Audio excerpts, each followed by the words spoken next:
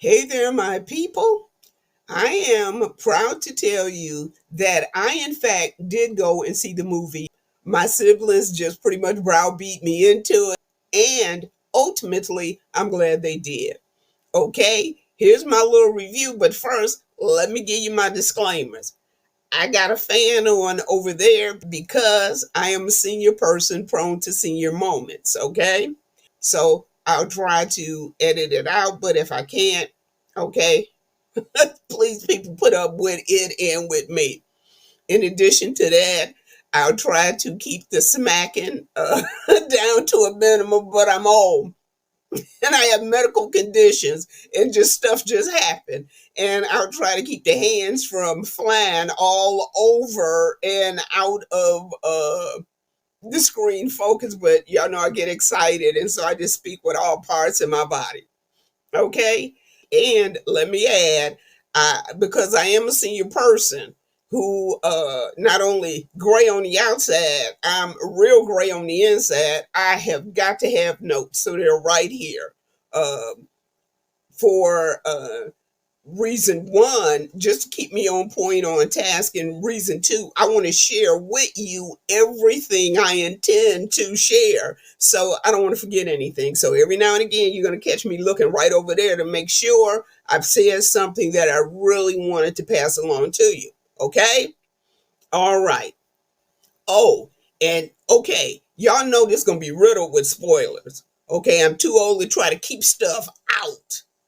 Okay, and I'm just prone for stuff just come flying out of my mouth. So everything I do have to be spoiler ridden. Okay, if you haven't seen the movie, I would strongly advise you to go check it out and then come back and hear my review. All right, are we ready? Let's talk about it. The movie opens with the wreckage of the Nostromo's being found, and I almost want to say that this rock thing, or maybe a little asteroid, is tethered to it. If you'll remember, that hooked alien got ejected from the Nostromos, and just me assuming. I'm just assuming that some kind of way it stayed hooked or attached maybe to the Nostromos, but also it was inside this rock. So you see a laser cutting open this asteroid, and this thing is inside of it. Next, the scene opens on a planet. This is Jackson's star. The scene quickly goes from there to a mining colony on Jackson's star, which is a ringed planet, where Rain and her synthetic brother live. This mining colony is owned by Wayland Yutani.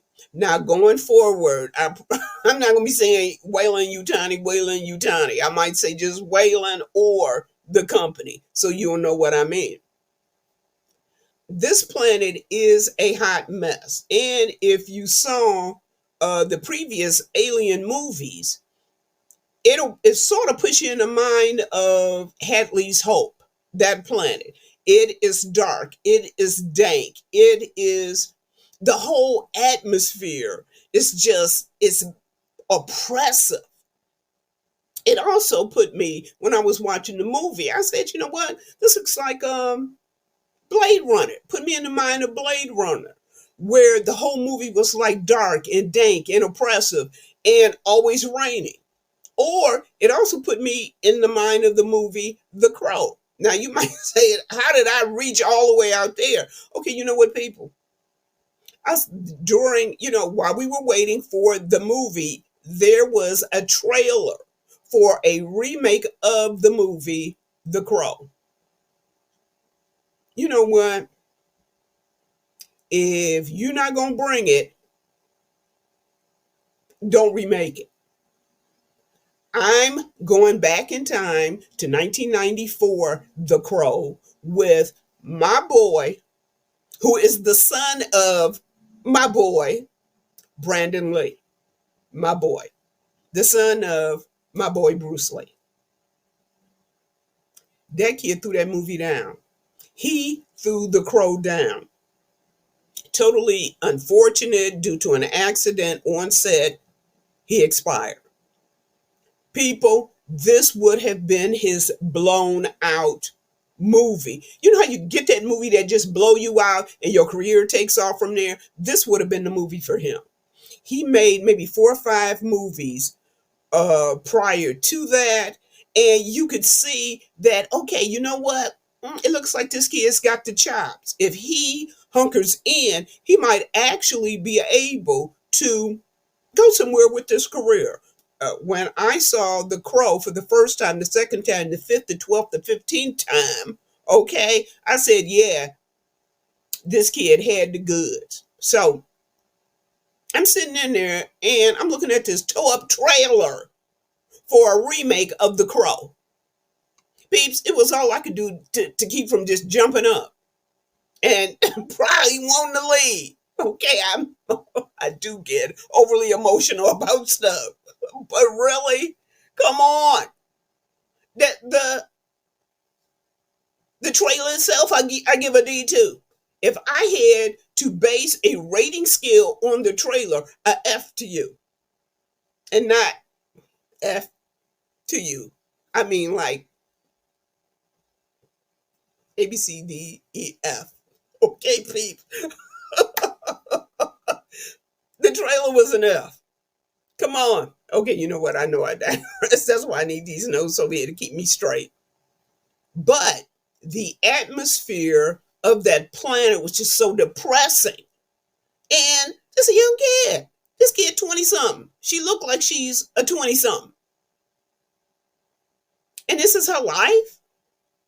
So Sister Girl goes into the office and says, hey, I have fulfilled my contract. Deuces, I'm about this piece. I'm paraphrasing. Okay? And the chick behind the desk says, oh, your contract with the company has been extended. What the what? For 4, 5, it could have been 10 years. People, I was yelling in my mind on this chick's behalf. You know, no, I don't talk during movies, and I hate people that talk during movies. That drives me crazy. I will scream, but at an appropriate time that, you know, typically everybody else is screaming. So she getting juked around by the company. Your contract has been extended for X amount of years. You know what? When Sister Girl left that office, she knew. I ain't never going to be free. I'm never getting out of here. I'm going to be like all these old folks marching off every morning to the mines. And I'm 20-something, and I got what? 40 more years of that, because this chick knew in her heart and in her soul, if you jacking me up now, when this supposed contract runs out, you're going to find a whole nother reason to extend my contract. She knew it. She ain't no stoop. And that kid was dejected. On top of that, her synthetic brother Andy was getting a little kid beat down. From a little kid. I mean, there's a little kid gang beating a brother down. A synthetic brother down. So she chases them off. She sit down. She all tore up dejected because she knows she ain't getting off this planet. Are we leaving? Denied. Again.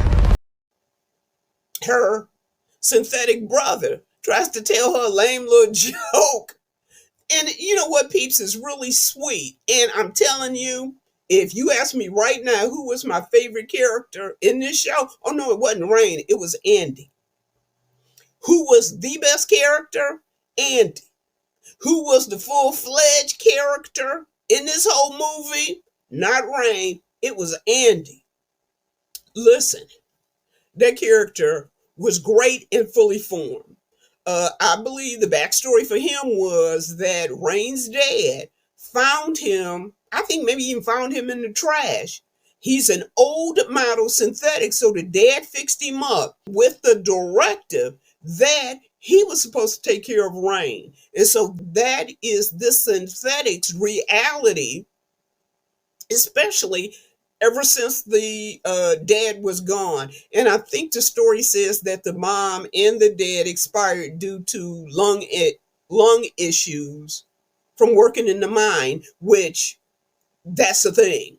Okay, yeah, most of the time, mine workers, you're going to end up with some kind of toe up lungs if you spend any amount of time working in the mines.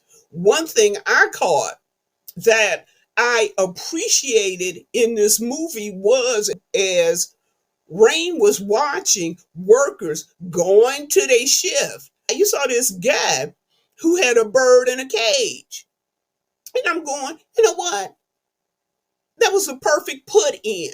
And why do I say that? Because way back in the day, real miners would take a bird in a cage down in that mine with them. And if they looked around and saw that that bird was not chirping, standing, flapping, it was laying down, they knew gas was loose up in there and they knew they had to get themselves up out of there. What kind of a hot mess is this? If this is Wayland, $1 billion company, it had to be $1 billion, maybe even $1 trillion company, and you tell me you got the bird thing going on? You do not have any other way or means to be alerted to gas. And you this company. You don't even care about these people. That's what this is about.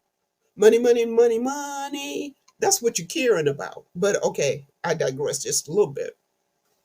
So, again, Andy's mission, as programmed in him by Rain's dad, is to protect Rain like a brother. And he does this to the best of his ability. Look, Brother Man is an old model, old model, and you can see that. He's slow, he seems a bit off, he even walks a bit off. Now, look, I'm not dogging out a brother. What I'm saying is, this is what you start with, but there's other Andy that's going to show up in a few minutes is totally different. And this is what made me so love the character.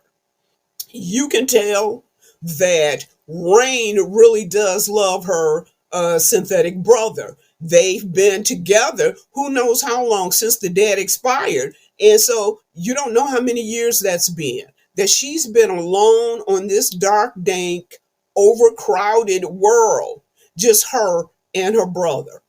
He's there, even though she seems like more of a protector for him. He pretty much keeps her from being alone and from being lonely. And he does sort of, I believe, just by his presence, his male presence, pretty much keep maybe some guys away from her because she's not this person just all alone on this world. Now, before Rain can get too discouraged at her jacked up plight, she gets word that her ex-boyfriend Tyler is looking for her. She goes to meet him, and when she does, she finds Kay, Tyler's sister, Bjorn, and his girlfriend Navarro there as well. So here's the deal. Somehow Tyler has found out that there is a derelict space station orbiting above the planet. Tyler figures that there has to be cryo sleep pods on board this station. If they can get to these pods, they can lam it out of there to this terraformed planet called, let me check my notes, Yavaga 3.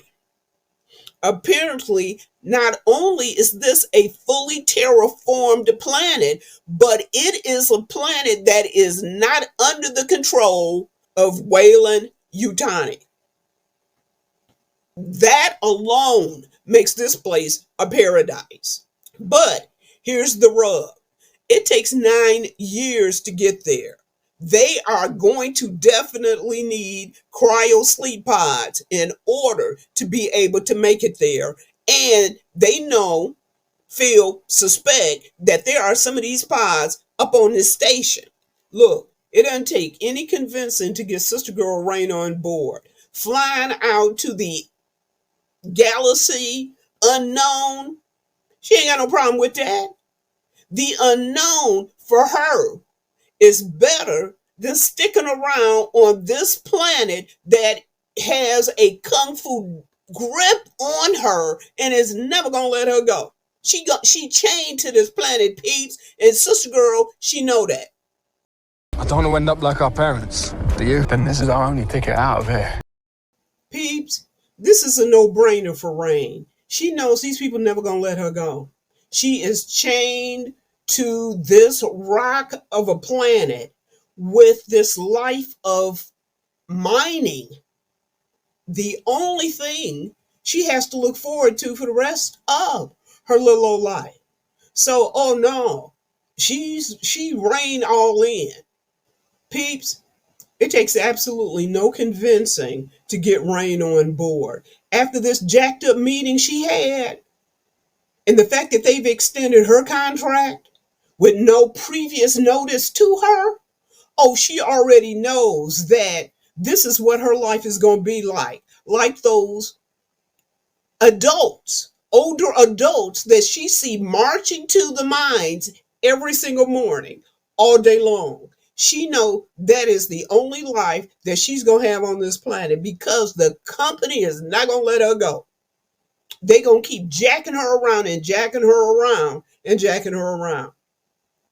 But you know what, peeps? Here's the toe up part about this.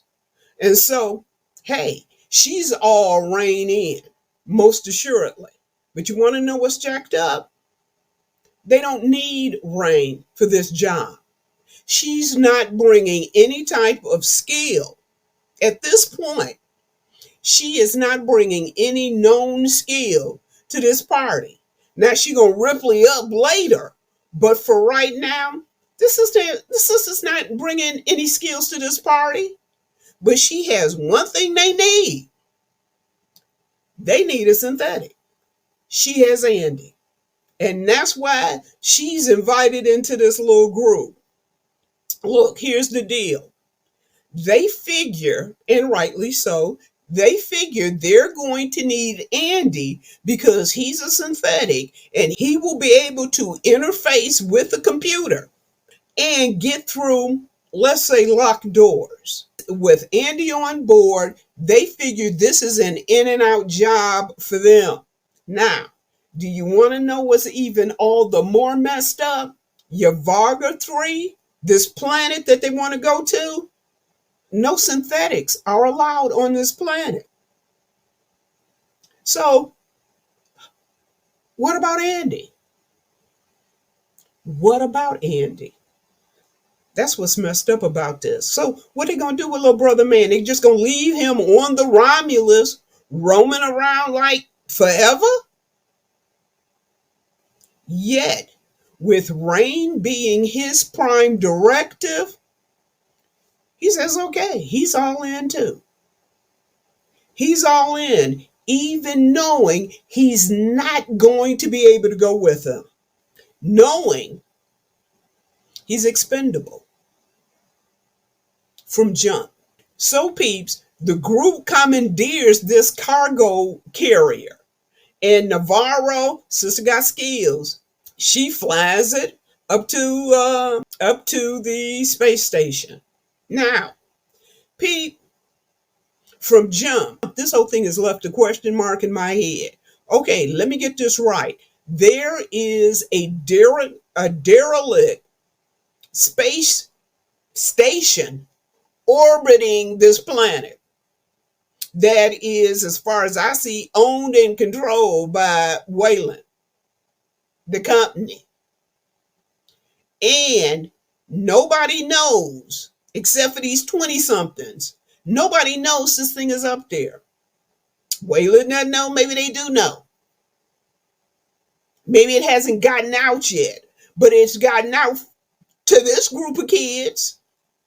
Folks, that's suspect to me. Look. And in this movie, if you've seen it, Tyler says, we got to get up there before, the news about this thing gets out. We need to get up there and get those cryo chambers. You know what? That doesn't make sense to me. a group of 20 something, low level, minor type workers have this knowledge and nobody else really has it yet. Yeah, that's suspicious to me. Peeps, I think the company punking them. I think the company is punking them the same way they punked Ripley and them on the Nostromo. Remember? They were in cryo sleep and mother woke them up. Why? Not because of some distress signal. The company had mother wake them up because they thought, and rightfully so, it was something out there. And this whole group of folks were expendable. Or if you will remember Aliens, when they sent those Marines out there, they knew good and well if they've lost contact with that colony, they knew those aliens had them. Them Xenomorph had that colony. What did they do? They sent those Marines up there knowing full well. That's why Burke was with them. Burke was with them specifically for the same reason Ash turned into a butthead. Ash's directive was to get some specimens down. Burke's directive was to get some specimens down. Come on. You can't tell me that the company didn't plan this. I just feel they did. I feel they were behind this to get those kids to go up there because you know what? They couldn't get nobody to pull straws. After the space station went silent, they knew that them Xenomorphs and whatever, they had gone buck wild and took over when they stopped probably hearing from the Romulus. And nobody was sitting around wanting to pull, the shortest little stick to see who was going to go up and see this before the ship came out of orbit and smashed into the rings. Oh no, the company did a little whisper. And these kids caught that whisper on the wind and said, hey, this is our chance to get on up out of here. Truth be told, in this ill-fated trip, everybody was expendable at the end of the day. So, once on the Romulus, the crew, this little group realized they've got 36 hours to get the cryo pods and get off of this thing before it went out of orbit and crashed into the planet's rings. They said piece of cake. It's only going to take us, especially with Andy, it's only going to take us 30 minutes to get to these sleep pods and then get on back out. Should be in and out in 30 minutes. They said piece of cake. With Andy, it was only going to take them 30 minutes, they surmised, to get these pods, get them on this carrier that they had stolen, and get on up out of there. So they figure out where the cryo pods are, but guess what? This is a 9-year journey, and there's only about 3.5 years of fuel on these pods, which mean they got to go and find fuel to add. So they're able to make this 9-year journey. Now, this thing isn't so simple. They find out where the chiropod fuel is, but guess what?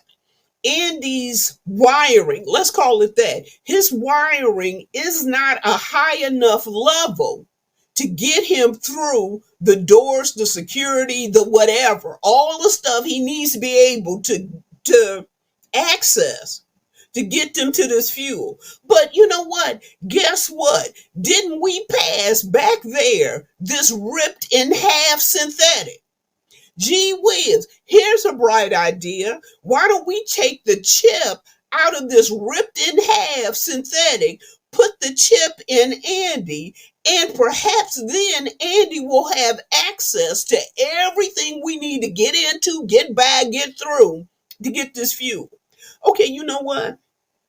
I got one time to walk anywhere near a tore in half synthetic. And something in my mind not say to me, this don't look right. What happened to this thing? Why is it looking this way? And I am not going to, on top of this, have a bright idea to take something out of it that I don't know what it really is and it's torn in half. Maybe, who knows, maybe it went amok. And they, the people had to do this to it because it went amok. Like, it did a Frankenstein thing. And it was just going through the countryside, laying out everybody. Who knows? But you're not thinking of that. You're thinking we need this fuel so we can take this thing out of it, put it in Andy, and then Andy will have all this access, and we can get this fuel and we can bounce. And we leave Andy here.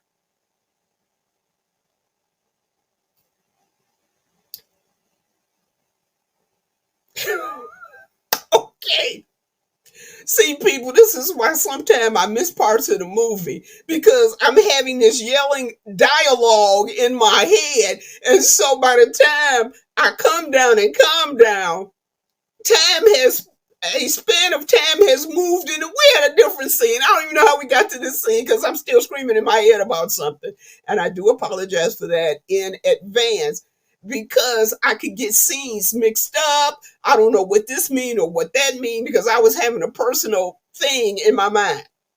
Okay, I digress, but I just wanted to explain a little bit why things might be a little jumbled with regard to this review and how I remember things and the chronology of it, if you will. So don't just, give me a little bit of grace. That's all I'm asking for. Okay. So peeps, they go on and put this thing inside of Andy, and it uploads. And I am saying, oh yeah, this is going to end up being a big old mistake.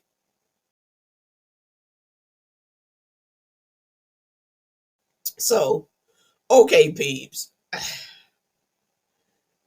bear with me, because stuff was happening. I was getting it. I wasn't getting it. Look, the minute those huggers got loose, everything started getting jumbled with me, because I had my hoodie with me, so I was covering my head, I was covering my eyes, I was closing my eyes, I was trying to. So I'm giving it to you from this point forward. You're getting it as close to how I was internalizing the remainder of this movie, because a lot went out the window when them huggers showed up. Now, I think the temperature, something started happening with the temperature on that ship, because with Andy, they had started disrupting things. People, all I know is that these, like, how you freeze dry something and you suck the air out of it? It's like these face huggers were in these kind of packages, and they were lined up on the wall. When they started moving away from the wall, I said, oh crap, now some stuff in this getting ready to jump off. Lo and behold, they woke these things up in some way. There was water, and the face huggers were in the water. So all you could see were these face huggers jumping down and jumping into the water, and the kids are in the water. The one British dude was going, something in the wall, something in the wall. What do you mean there's something in the water? No, there's just something in the water. I'm going in my mind, because I don't yell out during the movie. This face huggers all in this water, brother. You hit. Y'all need to run, and run as fast as humanly possible. And you know what? It's like it was a horde. The only thing I can think of, come on, peeps, is a horde. It was a horde of them. And I'm thinking in my mind, and this is how I can sometimes miss part of the movie, because I'm thinking in my mind, like, where did they come from, all this horde of face huggers, when at the end of the day, they had the Xenomorph from Alien, and that wasn't no mama Xenomorph. And so where these guys come from? And I'm thinking, you know what? It had to have been some years between the time they found this Xenomorph and this exact period of time right here. And the only thing I could think of is they were experimenting. They was doing some bio stuff to them. They were doing some Roswell reverse engineering. Okay, you know what? I know I threw that Roswell in there. You know what? I don't want to get no conversation about have we been visited by spaceships or anything like that. But that just came flying out of my mouth. This is how this stuff happens. But anyway, so they're in the water, and one of them latches onto Navarro. I think, and I can only assume, I think what ends up happening is they take her back to where the tore in half synthetic is. And, I had a moment because I'm looking at this dude and I said, they look like Ash. And okay, I'm gonna leave my further comments to the end about that. So they take Rook and they hook him up to the computer so they can, interface with him, so they can talk to him. And Rook is as big as an AH as Ash was. As a matter of fact, in this movie, I felt he was worse than Ash, because he was just straight up, straight out, unadulterated, cold-blooded. That's how I saw it. That's just how I saw the dude. And so Rook clues them in, telling them, hey, you know what? If you try to pull this thing off this chick, you liable to, expire her, and it's planted something inside of her. So Rain has this idea of, I'm going to freeze it off. They find this instrument, try to freeze it off. Lo and behold, they're able to get it off. Now, keep in mind, you have enhanced Andy now, who says, you know what? This thing probably didn't already planted this seed in her. We're going to have to leave Sister Girl here. We can't take her with us. This is, who's the guy? Bjorn. This is Bjorn's girlfriend. So he's not going to be down for that. So ultimately, Kay and Navarro end up back on the hauler. And if I had a favorite scene in this movie, this would probably be my favorite scene, because Sister Girl Navarro is feeling something. And she had a handheld x-ray machine that she thought was cool, as she stumbled upon a couple scenes previous to this one. And so what she does, she takes this thing, she holds it to her back, and it x-rays inside her, but it x-rays so you can see it. Y'all, come on. I saw that little thing. Typically, something like that would have scared me. It unnerved me a little bit, but I thought it was a great, intriguing scene to see this little fella in her, and now he's bamming against the ribs trying to get out, and I already know what's happening. Navarro is freaking. Kay, who's with him, because they don't understand what's going on. They saw this thing, and now Kay is, going through these, like having a seizure, going through some stuff because this thing's trying to get out. As a result of all this flailing, she hits a control on the hauler, and it moves it, whereby it crashes into a part of the Romulus, throwing the Romulus off its orbital axis, I guess. So now the group learns, as opposed to having 36 hours to, finish their little mission, they only have 40 minutes. You talk about a show enough time crunch for sure. They've got to get this fuel for these sleep pods, but they got these aliens between them and the fuel, and then between getting the fuel and getting back to their ship. And they only got 40 minutes to get all this done. People, it's on like Donkey Kong now. So this thing is now loose. The little fella, he is now loose. Some kind of way. And, please, people try to understand, because I'm half closing my eyes. It's at some point, Kay is walking around and she sees the skin of this thing. It's almost like a snake shedding its skin. She sees the skin and she sees a little burnt opening on the floor because, they had an acid blood. Then on the wall, there is this cocoon thing. And I already knew that it was in that cocoon. It was inside that cocoon thing. I knew it. I knew it the minute I saw it. I said, okay, everybody need to back up off of this thing. Okay, so this Stu, Bjorn, he shows up.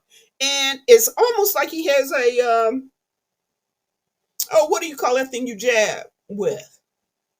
Almost like he's got this thing that, what do you call it? What do you call that thing that you jab with? A taser. He has a thing and it's almost like a taser. And so he's shoving it in this cocoon, tasing it. Okay, you know what, brother? I was kind of thinking, because I don't yell out in movies, but I'm yelling in my head, you know what? You need to leave that thing alone. You need to back up very, very slowly, but definitively away from it. Apparently, he didn't hear me because he kept jabbing. And then the Stu puts his face near it. And okay, I was closing my eyes then because I knew something bad was going to happen. Something bad happened. He's gone. So out of the 5 of them, including the synthetic, Navarro's gone. Bjorn is gone. 2 down. So they got to get past all these little huggers, and they're all over the place. Wherever you think you're going to go, they are already there. So Andy, because now he's changed and now he knows everything. He knows everything Rook knows. He knows everything the company wanted. He knows everything that was probably going on in this ship because he's accessing everything. So what he does is he lowers the temperature, or as opposed to lowering it, he lowers it because he ends up matching the temperature on the station with their body temperature. Look, these guys can't see. I always thought they kind of saw something because how were they able to track them? But this explained it to me. They find you by your temperature, by your body temperature. So what he did was Andy lowered the temperature on the ship to match their body temperature. And so what he and Rain and Tyler had to do was to walk calmly and stealthily past them because they couldn't see them. They can only pick up a change in a body temperature. So this was the trio's saving grace. Okay, at some point, Kay is back on the Romulus with everybody. They're being chased down, and Andy, Tyler, Rain gets through the door, but Kay's running, and a Xenomorph is running behind her, trying to snatch her up.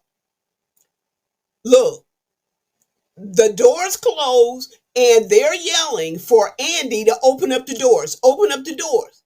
Andy, open the doors. What are you doing? Can you open the door? It's all right. I'm going to get you. Are you for real? I I can see this chick running and that thing behind her.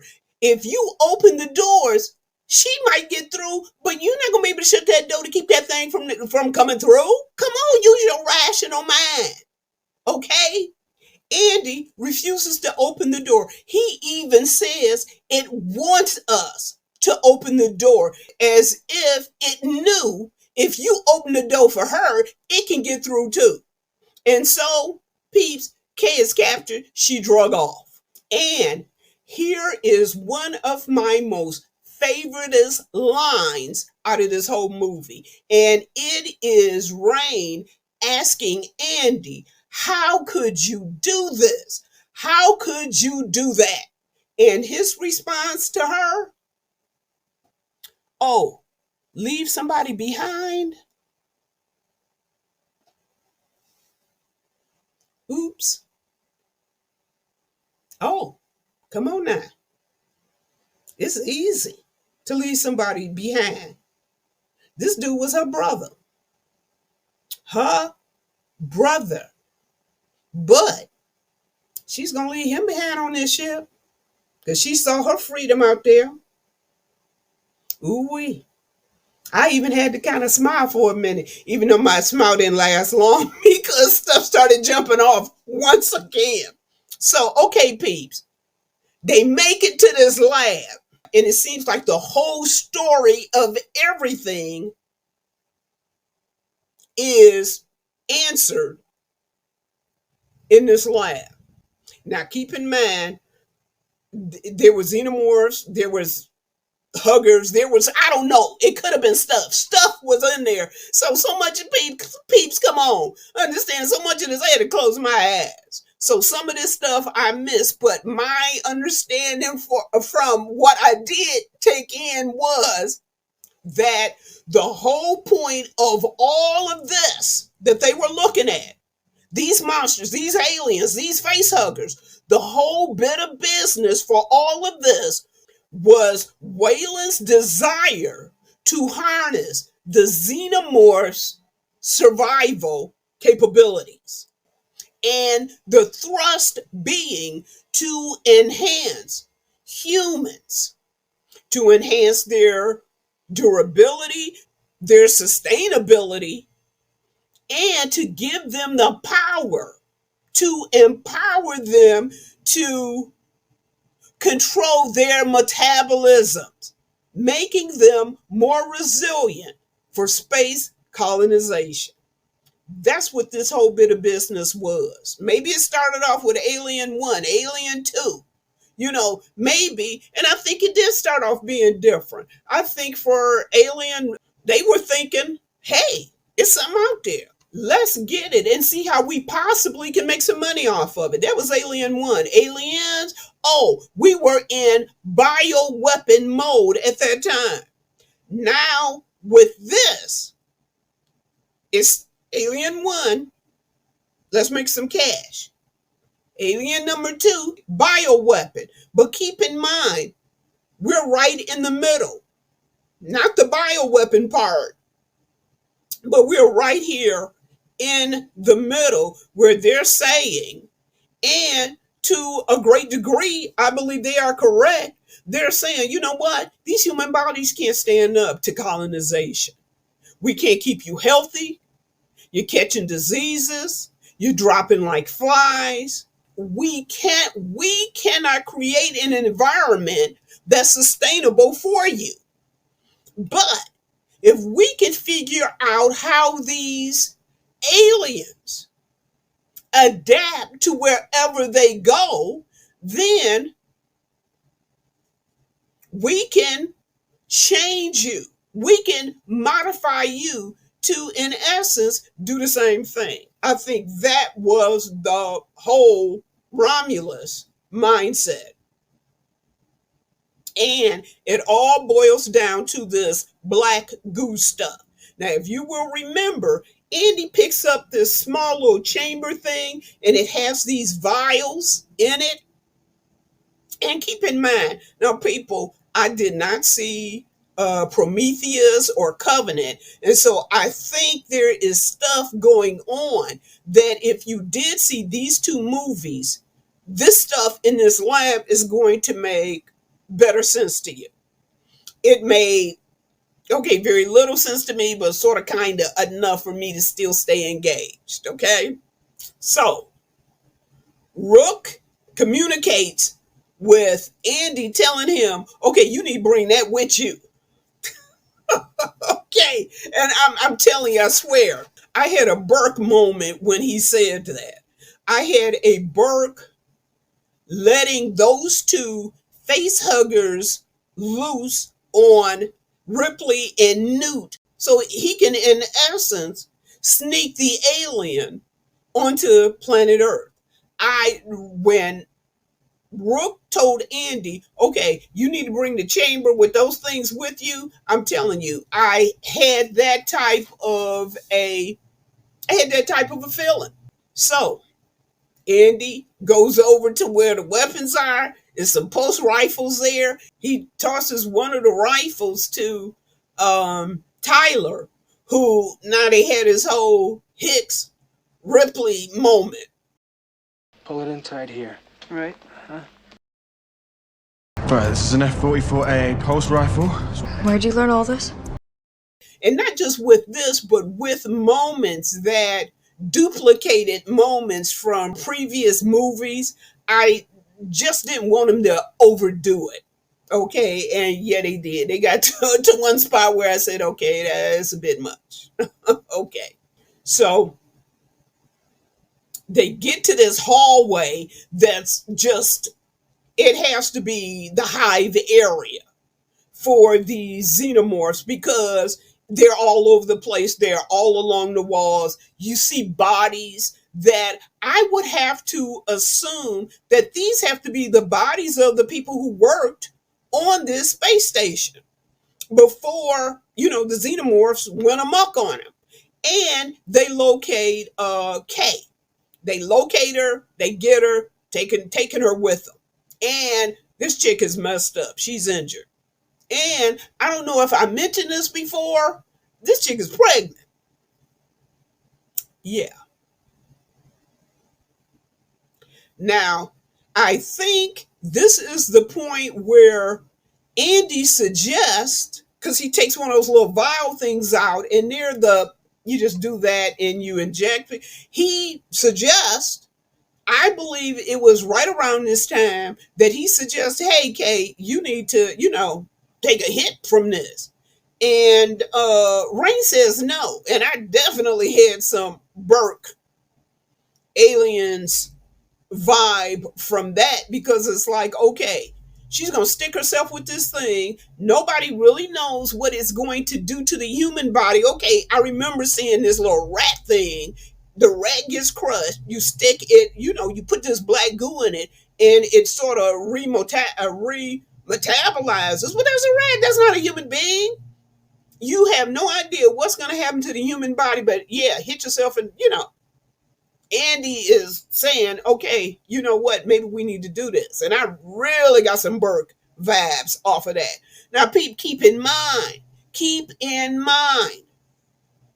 Andy was all the way Team Rain. But when they put that chip in him, his reality was no longer Team Rain. He was cool. He was cool with Rain. I'm here for you, Rain, up until there's a choice to be made between you and the company. Because you're not my prime director. Now, I got your back. But just so long as it don't conflict with my brand new prime directive, and that is to the company. And that's going to be to get some aliens off this ship. And this is what happens when you do stuff when you don't know what the outcome is going to be. You so latched onto your objective that your rational mind does not tell you this might not be a good idea to put this thing in this guy, and you have no idea what it's going to do because you latched into get the fuel for the pods so we can have this whole brand new life. So peeps, Tyler ends up getting yanked up by a xenomorph and he's done. And somehow, I think at this point, Andy gets hit, and he gets hit hard. He gets hard enough to put him down. And people, I'm trying to chronologically do this, but during all of this, I was closing my eyes. I was, there, but kind of not there. Okay. So Kay and Rain, the only other two humans left, make it back to the hauler. She gives, I almost want to say she gives the thing of vials to Kay, and then she goes back for Andy. So now Kay is seriously injured. She's pregnant. I don't know why, but this chick injects herself with this stuff, with this black goo. Some kind of way, here's the idea. It's something about gravity. The gravity stops for a while. So the gravity on the station goes off periodically. Look, I don't know why, but it does. So she goes back for Andy, and I don't know, I think it's at this time where she switches out the bad chip and put the good Andy chip back. Okay, now they're trying to make it back to the hauler to get off of this thing. But now you've got these xenomorphs they got to get back. But there's this thing that every few minutes or whatever, the gravity stops on this ship. They have to try to make it back to the ship, but they got to get off the Romulus. But if you shoot up the aliens, they bleed acid. It will deteriorate the hull and it'll take them out. Okay. Rain has the bright idea. We can shoot these guys up right now before the gravity clicks back in. We'll shoot them up and their acid blood will be just floating around. So great, as a matter of fact, great idea. So they shoot them up. The acid blood is floating in the air and they have to navigate through and around it like a maze. She and Andy does. Lo and behold, the gravity kicks back in. It looks like rain is falling down. I don't know what's going on, but ultimately, Andy jumps on the xenomorph that either has Rain or is trying to get her, and he uses a familiar term. Get away from her, you. That was a miss for me. Okay. Now it's really going to get murky. They're back at the ship. Rain is helping Kay into the sleep pod. Her stomach is moving. And that's when I was just getting to the point where I'm really checking out now. Okay, peeps. So her stomach is moving and I'm about ready to check out. I think a part of me even did check out. Ultimately, she gives birth to this weird looking egg thing. It's on the floor. It looks like Rain opens it and I see what looks like a little baby head, and I was real gone. So I think it must have burned a hole in that spot and fell to a lower area. Peeps, I really don't know what was going on. I'm just surmising. But Rain goes to wherever it is and is out of the egg. It's out of this egg-like thing, and it is monstrous and it's grotesque. And I think I did that probably for the good rest of the movie. So I'm giving you what I got. All I got is this, because even the crew, even the moviegoers were reacting. And if I'm doing this and I'm hearing stuff from this, I'm hearing stuff from them. Oh no, I'm not moving my hands. And they were grossed out. So my hands were pretty much a lot like that for the remainder of the movie. So the hybrid attacks Andy and he is severely injured. The next thing I know, Rain's getting in a spacesuit and she hooks herself to a spot behind her. So she's tethered to where she's at. Okay, this thing is showing up. Rain burns a hole where they're at. She burns a hole in the floor with the acid from that hybrid egg. I believe she releases a section or releases something in that cargo area. It goes out, the hybrid goes out, she goes out. But keep in mind, she's tethered to this spot inside of the ship.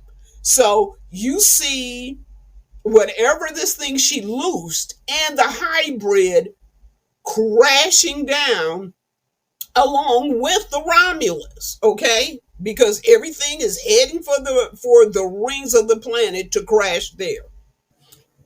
We see Rain pulling and pulling and pulling herself back up into the ship, the cargo ship.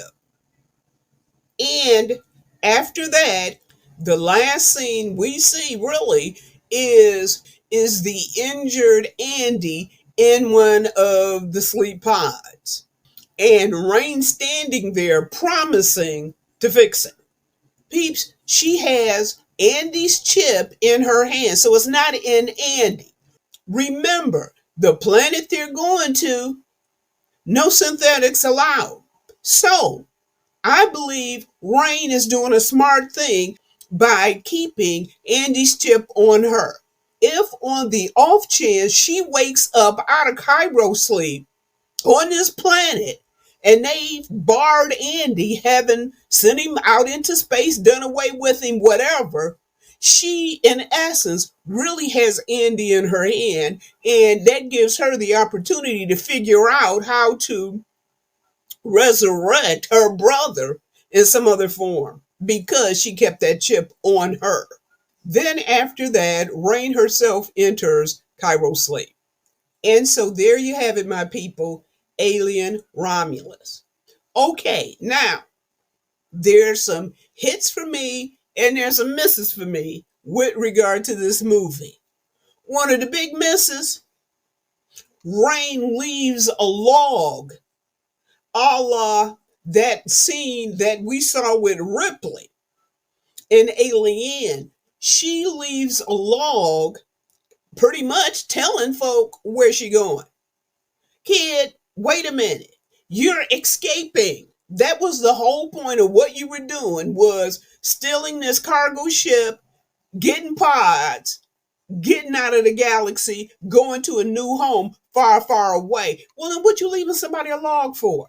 You don't have any family. The only family you got is in that pod right there next to you. You don't have no families on that planet. You have no friends on that planet. Any friend you would have had, they expired with you on this little journey of y'all. So who you sending that log to? See, I hate it when stuff don't make sense, or I hate it when stuff make stupid sense.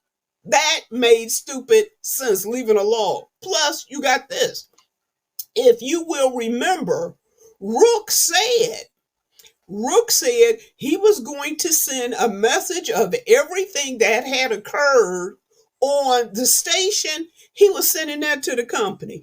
And he also added that it takes 6 months for this message to get there. So, in reality, but for the log she sent, giving him a hint as to where she was going to have a 6-month jump. Okay, I know it's a 9-year trip, but she was going to have a 6-month jump on them. That, even though a jump is a jump, because they had the whole wide universe to try to figure out where this kid is. The company. you've sort of left now, Rain, a breadcrumb trail for them to follow. You best believe they're going to follow that trail. Why? Because Rook is going to tell them the last thing he knows and he remembers and he was involved with, and that is, I gave the container with the black goo in it, I gave it to another synthetic to take with them. So they are, meaning the company, meaning Wayland, they are going to surmise and assume, and correctly, that that black goo is on that cargo ship. In the same way they looked for years and years and years for the Nostromo, they're going to look for that ship. They're going to look for that cargo ship.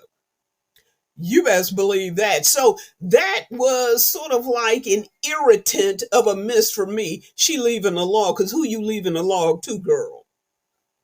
Okay, that was a miss. Then there was that Ash Rook thing. Y'all, I still don't know how I feel about that. Well, okay, you know what? Yes, I do. You probably should have gotten another actor to play that part. That was a little bit of an ick for me. So that's on the side of a miss. Andy's line from Alien, "Get away from her, you B word," that fell flatter than a pancake for me. That was a miss. You know what? Because it was so anti his personality, the pre-Andy and the post-Andy. I could not envision either Andy saying, "Get away from her, you B word." I couldn't envision it. And so if you don't create the character arc to be able to go there, or that would automatically come out of his mouth, then don't put it in the movie. Because I know it's a throwback coming forward, but it was a miss for me. So, as far as jump scares, out of 5, I would have to give this movie 4 jump scares out of 5. Because all the scares kind of caught me. I don't think there was nary a one that didn't get through. As far as my overall rating, I would have to give, 1 to 10. I would have to give it 7 Xenomorphs. Simply because of the misses. And who knows, maybe my rating would be a little higher if I had in fact saw Prometheus and Covenant. That would have added a little bit more juice to the movie, and who knows, it might that might have upped my rating. But still, 7 out of 10, that's a pretty good rating. Peeps, at the end of the day, you know what? I thoroughly enjoyed this movie. To me, I felt they went back to the basics. And if this is how they're going to handle this franchise going forward, then you know what? I'm down with you. I'm along with you. I will show up for the next movie. So there you have it, my peeps. Thanks for watching this video. To my subscribers, y'all my jam each and every day. I really appreciate you. And shout out to my viewers. I am glad you're coming around and checking out the content. If you want to put down stakes, then go ahead on and subscribe to a sister and join this little old community.